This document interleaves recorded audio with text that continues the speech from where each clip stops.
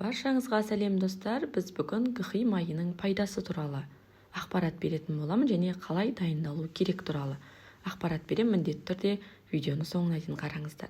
Бізге қазір көп адам неге бәрі гхи майына құштар деп сұрайды.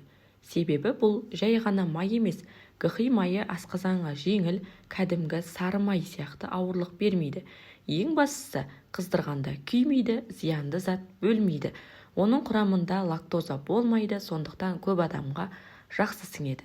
Сол үшін қуыруға да, күнделікті асқа қосуға да өте қолайлы. Біз бұл гхи майын үйде анаммен бірге дайындаймыз. Жасау үшін кез келген май түрін қолдануға болады.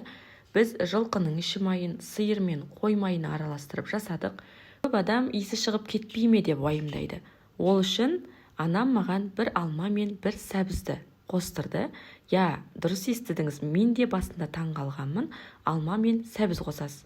Сол кезде майдың мүлдем иісі де қалмайды. Майды байы отта 2-3 сағат қуырып қайнатамыз. Май толық ерігенше ара-арасында араластырып тұруды ұмытпаңыз. Дайын болған соң майды сүзіп аламыз. Мен оны 3 банкаға бөліп құйдым, ал қалғанын сол күйінде сақтадым. Анама дәл солай ұнайды.